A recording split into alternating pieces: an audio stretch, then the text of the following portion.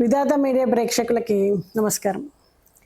నవరాత్రుల సందర్భంగా మొదటి ఆరాధ్య దేవత అయినటువంటి శైలపుత్రి గురించి ఈ వీడియోలో తెలుసుకుందాం. నవరాత్రి మొదటి రోజు మనము శైలపుత్రిని పూజిస్తూ ఉంటాము. శైల అంటే పర్వతం, పుత్రి అంటే కుమార్తె. కాబట్టి పర్వతరాజు అయినటువంటి హిమవంతుడి కుమార్తె అనేసి మనము ఈమెని పార్వతీదేవి అని, హేమావతి అని, సతీ అవతారము అని కూడా భావిస్తూ ఉంటాము. పురాణాల ప్రకారము సతి తన భర్త శివుడిని అవమానించినటువంటి తండ్రి యజ్ఞంలో తనని దహించుకుంటుంది. తర్వాత ఆమె హిమవంతుని కుమార్తెగా శైలపుత్రి రూపంలో పుట్టి తిరిగి శివుని వివాహం చేసుకుంటుంది. అందువలన శైలపుత్రి భక్తులకు ధైర్యము, స్థైర్యము, దాంపత్య సుఖము, శాంతిని ప్రసాదిస్తుంది. అయితే రూప వివరణ చూసినట్టయితే శైలపుత్రీదేవి 2 చేతులు కలిగి ఉంటుంది.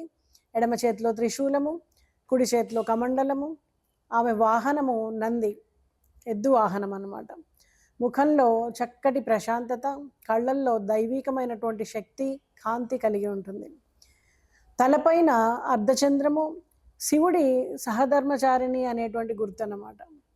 ఈ రూపము సహనము, శక్తి, ధైర్యము, పవిత్రతకు చక్కటి ప్రతీక.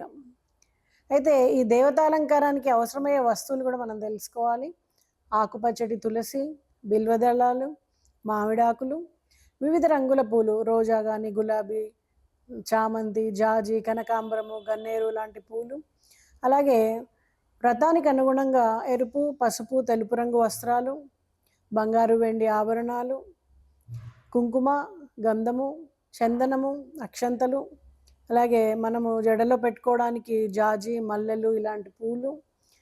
అలాగే నగలు లేకపోతే చాలామంది అలా ఏం లేదు, మనం మానసికంగా నగల ప్లేస్లో అక్షంతలు కూడా వాడుకోవచ్చు.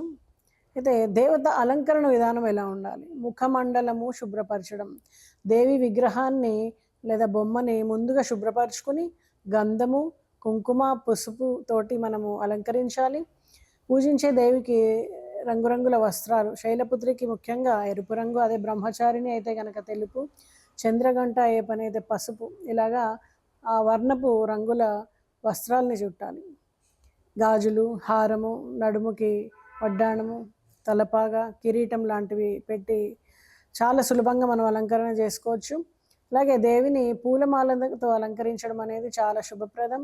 ముఖ్యంగా జడపైన జాజి, గంటలు ఇలాంటివన్నీ కట్టడం.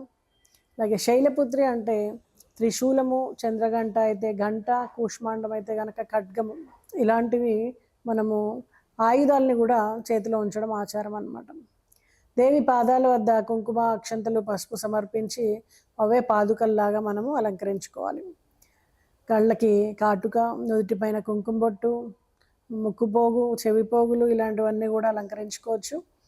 రకరకాల పూలు, జాజి, మల్లె, చామంతి వంటి వాటిపైన జడలాగా కట్టి అందంగా అలంకరించుకోవచ్చు. అయితే అలంకరణలో భావం ఏంటి అసలు?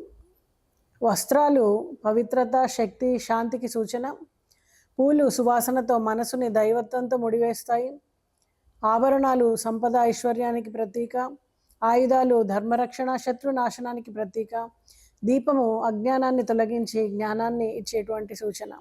అలంకరణలో మనము సూచించేటువంటివన్నీ ఇవే అన్నమాట.